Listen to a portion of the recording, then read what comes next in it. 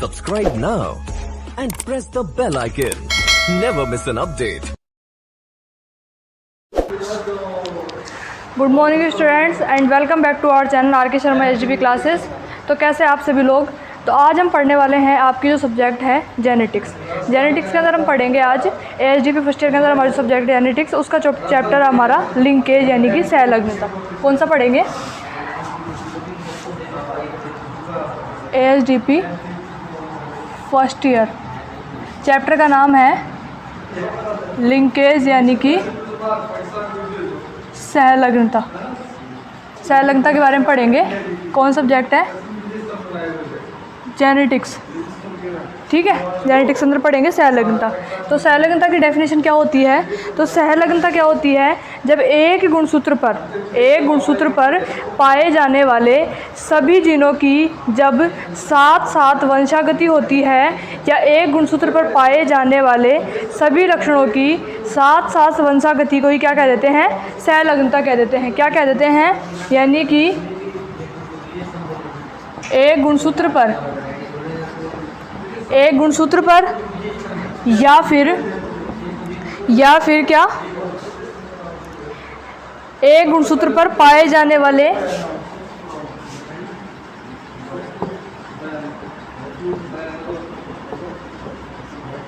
सभी जीनों या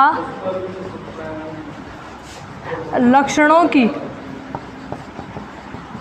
साथ साथ वंशागति को क्या कहते हैं? साथ साथ जो वंशागति होती है उसी को क्या कह देते हैं? सहलग्नता कह देते हैं। यानी कि जब कोई भी गुणसूत्र है उस पर, जब गुणसूत्र पर जो जीन व लक्षण जो पाए जाते हैं, जब उसका दूसरी पीढ़ी में साथ साथ वंशागति होती है तो उसे क्या कहा जाता है? सहलग्नता कहा जाता है। सहलग्नता जो होती है, सहलग्न लक्षण जो होते हैं पैतृकों से संतति में वंशानुगत होते हैं। जो लिंकेज जो ट्रेट्स होते हैं, जो सहलग्न लक्षण होते हैं, सहलग्न जो लक्षण होते हैं वह पैतृकों से संतति में, जो भी हमारे जो बड़े बूढ़े होते हैं उनके जो हमारे जो पैतृक होते हैं, पैतृकों से संतति में वंशानुगत होते हैं। यानी कि यह जो गुण हैं जो बड़े बुजुर्गों से पीढ़ी दर पीढ़ी दूसरी पीढ़ी में क्या होते रहते हैं? वो प्रतिस्थापित होते रहते हैं। संतति में क्या होते रहते हैं? वंशानुगत होते रहते हैं, यानी कि जाते रहते हैं।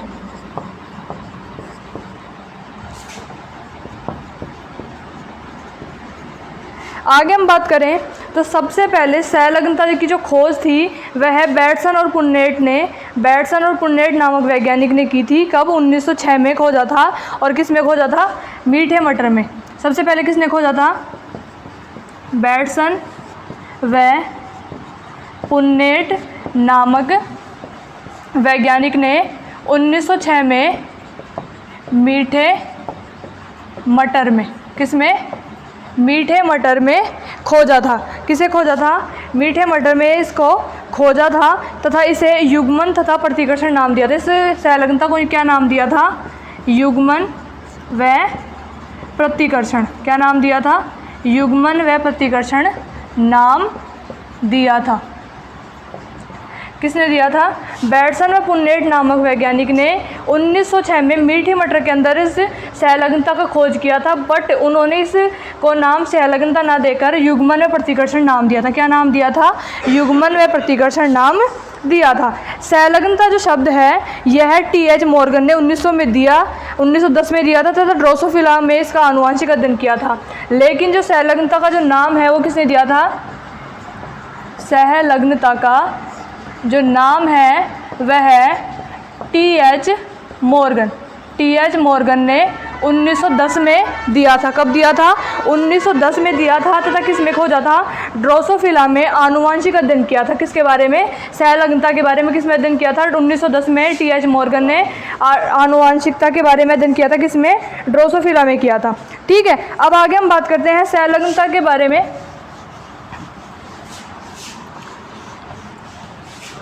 सहलग्नता जो होती है, संलग्नता जो दर्शाते हैं, संलग्नता दर्शाने वाले लक्षणों को, जीन को एक ही गुणसूत्र पर अलग अलग स्थित होते हैं, जबकि जो स्वतंत्र अपवन दिखाते हैं, यानी कि संलग्नता मतलब जो साथ साथ जाते हैं वो तो एक ही गुणसूत्र पर पाए जाते हैं, जबकि जो स्वतंत्र रूप से अपवन दर्शाते हैं, स्वतंत्र अपवन दिखाते हैं या फ्री रहते हैं, स्वतंत्र रहते हैं, उनके जो लक्षण होते हैं, उनके जो जीन होते हैं अलग अलग गुणसूत्रों पर स्थित होते हैं। किस पर स्थित होते हैं? अलग अलग गुणसूत्रों पर स्थित होते हैं, जोड़े के रूप में।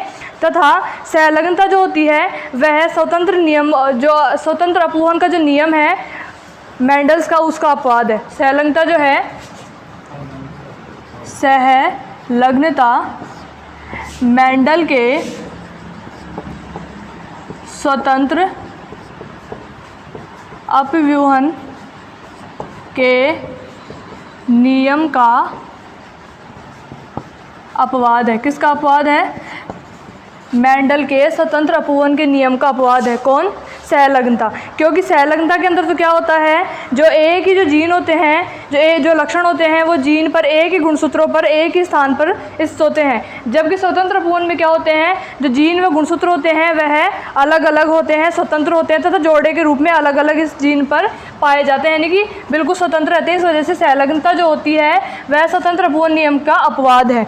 ठीक है, आगे हम बात करते हैं, जब एक ही गुणसूत्र पर उपस्थित जीन जब साथ रहने लगे तथा अगली पीढ़ी में स्थानांतरित होने की प्रवृत्ति जो होती है उनको संलग्नता कहते हैं, तथा वे जीन जो संलग्नता दर्शाते हैं या प्रदर्शित करते हैं उसे क्या कह देते हैं? संलग्न जीन कह देते हैं। तो संलग्नता तो क्या होगी कि एक जीन जो एक साथ प्रदर्शित होते हैं, गुणसूत्र पर पाए जाते हैं, जो लक्षण प्रभावित होते हैं, एक पीढ़ी से दूसरी पीढ़ी में संलग्न होकर या साथ होकर जाते हैं, उसे तो कह देंगे संलग्नता। और जो जीन संलग्नता दर्शाते हैं उन्हें क्या कह देंगे हम? संलग्न जीन कह देते हैं। संलग्न जो जीन होते हैं वे जीन या तो स्वतंत्र होते हैं, कि वे जीन क्या करते हैं, एक तो क्या तो स्वतंत्र अपव्यूहन नियम नहीं दर्शाते हैं, या संलग्न जीनों का जो समूह होता है वह संलग्न समूह कहलाता है। क्या कहलाता है? संलग्न समूह कहलाता है। क्योंकि जो जीन संलग्न होते हैं वह संलग्न समूह कहलाते हैं, तथा जो जीन स्वतंत्र अपव्यूहन नहीं दर्शाते हैं वह संलग्न जीन नहीं हो सकते हैं।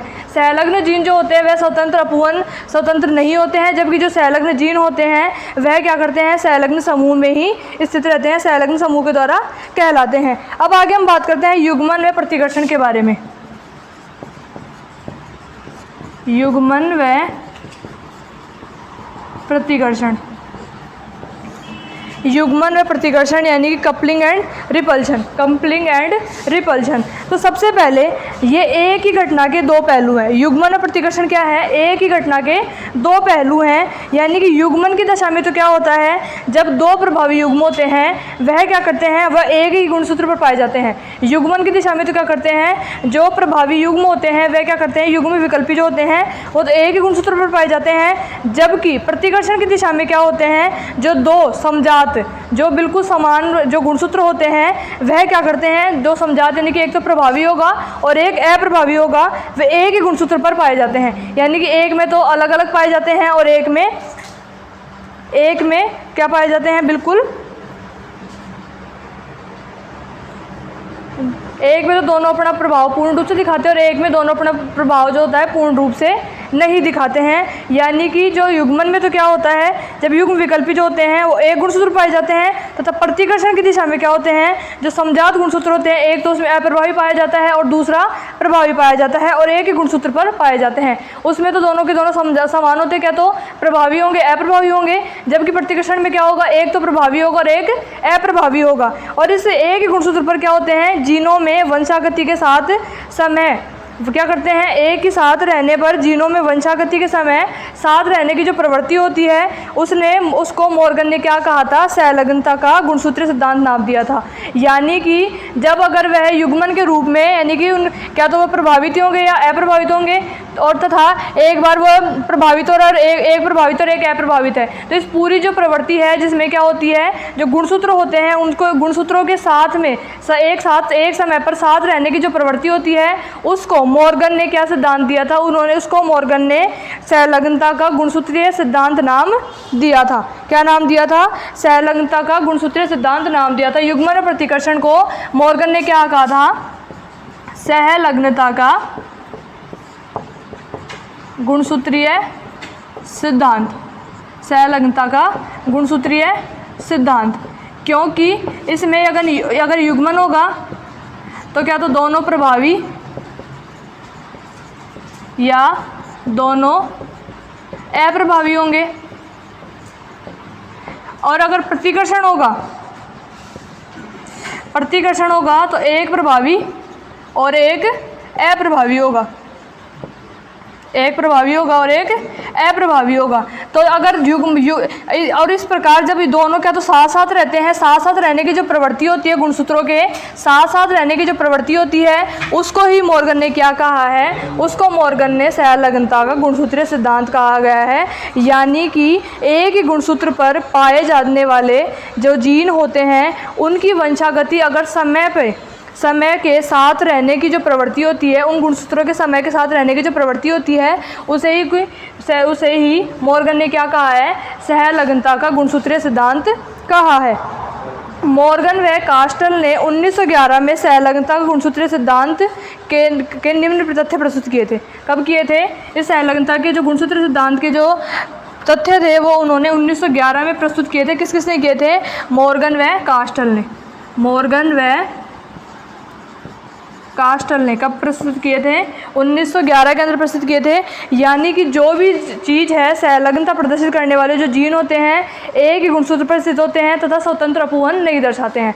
क्या होते हैं? जो भी जीन होते हैं, जो भी गुणसूत्र होते हैं, अगर वह सहलग्नता प्रदर्शित करते हैं तो वे जीन या वे जीन जो होते हैं वह एक ही गुणसूत्र पर स्थित होते हैं तथा क्या करते हैं? स्वतंत्र अपवहन नियम नहीं दर्शाते या स्वतंत्र अपवहन नहीं दर्शाते हैं। और एक गुणसूत्र पर उपस्थित, यानी कि एक गुणसूत्र पर उपस्थित समस्त जीन एक सहलग्न समूह बनाते हैं। यानी कि किसी भी गुणसूत्र पर जो भी जीन उपस्थित होते हैं वह क्या करते हैं? एक साथ एक समूह के रूप में सहलग्नता का समूह बनाकर उस सहलग्नता को प्रदर्शित करते हैं। और जीन क्या करते हैं? गुणसूत्रों पर रैखिक क्रम में विन्यासित होते हैं। किस रूप में विन्यासित होते हैं? रैखिक क्रम में विन्यासित होते हैं। रैखिक क्रम में विन्यासित होते हैं। क्या? जो आपके जो जीन होते हैं वह गुणसूत्रों में रैखिक क्रम में विन्यासित होते हैं अगर वह सहलग्नता प्रदर्शित करते हैं। और सहलग्नता के अंदर क्रॉसिंग ओवर नहीं होता है। सहलग्नता के अंदर क्रॉसिंग ओवर नहीं होता है। सहलग्नता के अंदर क्या नहीं होता है?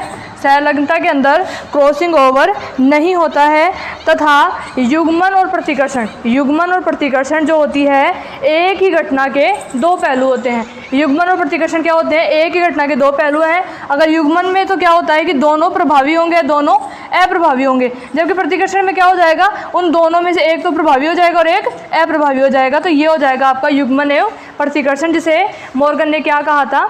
सहलग्नता का गुणसूत्रीय सिद्धांत नाम दिया था। अब हम बात करते हैं जो सहलग्न जीन होते हैं उनका विन्यास कैसा होता है। सहलग्न जो जीन होते हैं उनका विन्यास कैसा होता है?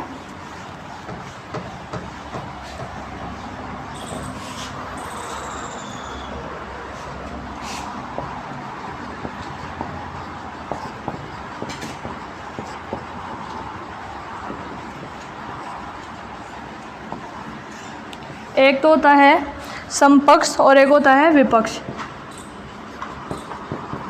समपक्ष और विपक्ष यानी कि cis and trans. Sis arrangement और ट्रांस अरेंजमेंट। समपक्ष विन्यास और ट्रांस विन्यास या ट्रांस अरेंजमेंट। तो हम सबसे पहले बात करते हैं सिस के बारे में।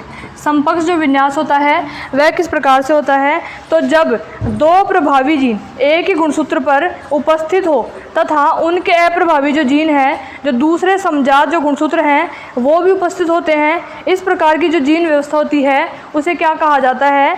समपक्ष विन्यास या सिस अरेंजमेंट कहते हैं। इस प्रकार के में क्या होता है कि विषम युग्मजी को समपक्ष विषम युग्मजी कहते हैं। इस प्रकार से किस प्रकार के युग्मक बनते हैं? इस प्रकार ए बी व ए बी दो प्रकार के युग्मक बनते हैं। यानी कि सिस में क्या होता है? ये हो गए आपकी दो लाइन हो गई, ये हो गए आपके रेखिक क्रम हो गए। किसके हो गए? गुणसूत्रों के व जीन के। तो इसमें हमने ये कर लिया।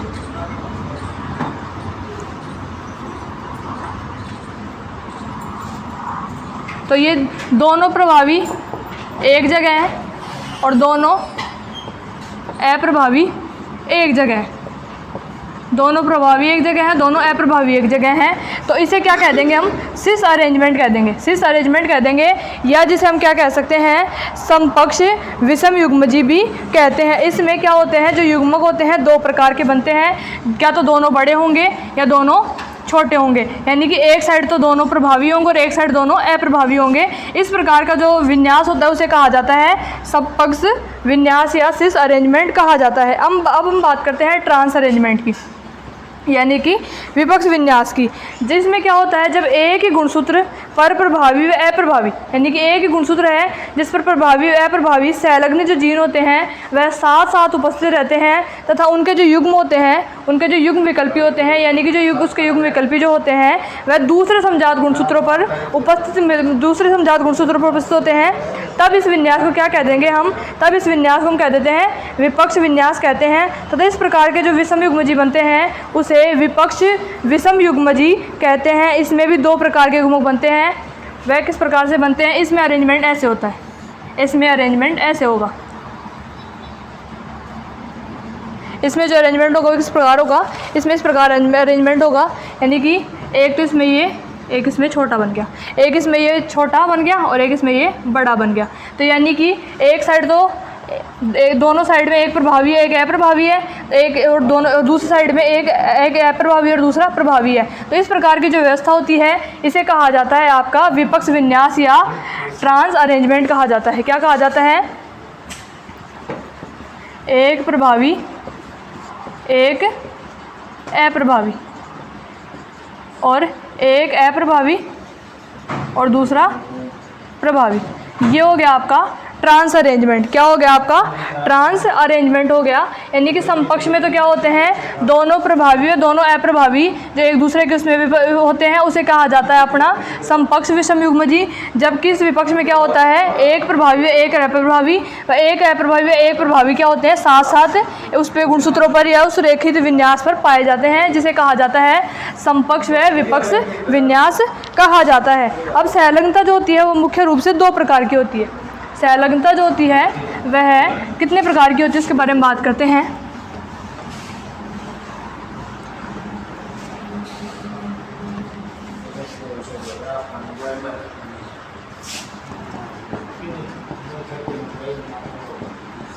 संलग्नता कितने प्रकार की होती है? दो प्रकार की होती है। संलग्नता की कितने प्रकार की होती है? दो प्रकार की होती है। एक तो जीन्स की निकटता के आधार पर और दूसरी होती है गुणसूत्रों के प्रकार के अनुसार। जीन्स की निकटता के आधार पर और दूसरी होती है गुणसूत्रों के प्रकार के अनुसार। जो गुणसूत्र होते हैं गुणसूत्रों के प्रकार के आधार या अनुसार। ठीक है, अब हम बात करते हैं जीन्स की जो निकटता के आधार पर कैसे होते हैं। जीन्स की निकटता के आधार पर जो आपकी संलग्नता होती है दो प्रकार की होती है, पूर्ण व अपूर्ण, यानी कि कंप्लीट एंड इनकम्प्लीट। कंप्लीट व इनकम्प्लीट प्रकार की होती है। तो पूर्ण संलग्नता क्या होती है? हम सबसे पहले बात करें पूर्ण संलग्नता के बारे में बात करें तो पूर्ण संलग्नता ऐसा संलग्नता जिसमें जो जीन होते हैं हमेशा पैतृक संयोग दर्शाते हैं। पूर्ण संलग्नता में क्या होते हैं? जो आपके जीन पाए जाते हैं गुणसूत्रों पर वह क्या करते हैं? पूर्ण रूप से पैतृक संयोग दर्शाते हैं तथा नए लक्षण कभी भी प्रकट नहीं होते हैं। पूर्ण संलग्नता में क्या होते हैं? जो पैतृक संयोग दर्शाते हैं और जो नए लक्षण होते हैं कभी प्रकट नहीं होते हैं। इसमें जो बच्चा होता है पूर्ण रूप से अपने माता पिता के समान होता है। इसमें जो जीन्स होते हैं वह गुणसूत्रों पर बहुत ही निकट स्थित होते हैं। जीन जो होते हैं गुणसूत्रों पर बहुत ही निकट स्थित होते हैं तथा साथ साथ वंशागत होते हैं, यानी कि एक पीढ़ी से दूसरी पीढ़ी में चले जाते हैं। जो गुणसूत्रों की जाने की जो गति होती है वंशागत होते हैं तथा ये जीन्स जो होते हैं दो या दो से अधिक पीढ़ियों तक भी अलग नहीं होते। यानी कि पूर्ण जो कंप्लीट जो होती है उसमें एक तो पैतृक संयोग दर्शाते हैं, नए लक्षण प्रकट नहीं होते हैं तथा यह कम से कम 2 पीढ़ियों तक ये जो जीन्स होते हैं लगातार नियंत्रित वंशागत होते रहते हैं, अलग नहीं होते हैं। और इस प्रकार से इसमें क्या होता है?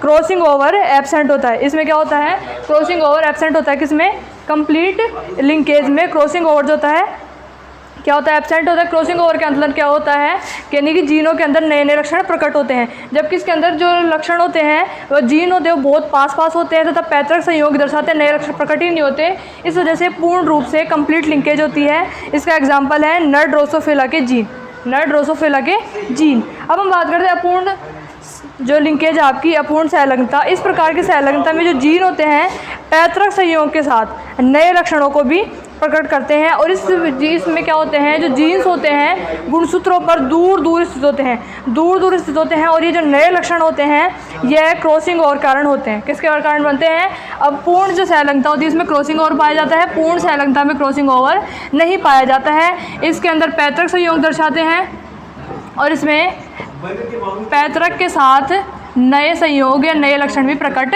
होते हैं। ठीक है, अब आगे हम बात करते हैं गुणसूत्रों के प्रकार के आधार पर। गुणसूत्रों के प्रकार के आधार पर जो सहलग्नता होती है वह दो प्रकार की होती है। एक तो होती है आपकी ऑटोसोमल और दूसरी आपकी होती है लिंग सहलग्नता, या जिसे हम कह देंगे हेट्रोसोमल या सेक्स लिंकेज। क्या कह देंगे, सेक्स लिंकेज या हेट्रोसोमल।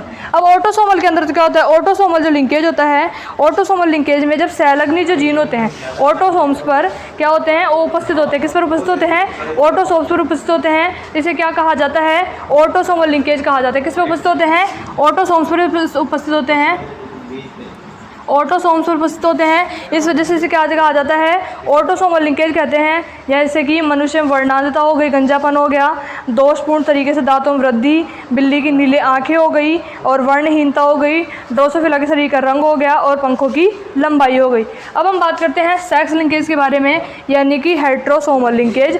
जब सहलग्नी जो जीन होते हैं वह लिंग गुणसूत्रों पर उपस्थित होते हैं। इसमें ऑटोसोमल का मतलब होते हैं कायिक कोशिकाओं पर उपस्थित होते हैं, और इसमें जो सहलग्नी जीन जो होते हैं वो आपके लिंग गुणसूत्रों पर उपस्थित होते हैं। इसे कहा जाता है सेक्स लिंकेज या हेट्रोसोमल लिंकेज। इसमें क्या होता है, ड्रोसोफिला की जैसे आंख देख लीजिए, शरीर का रंग देख लीजिए, मनुष्यों में वर्णांधता देख लीजिए, हीमोफीलिया देख लीजिए, डायबिटीज़ हो गए, ये सारे किसके हो गए, आपके सेक्स लिंकेज हो गए, क्योंकि गुणसूत्रों की वजह से होते हैं और ये कायिक कोशिकाओं की वजह से, ऑटोसोम्स की वजह से होते हैं।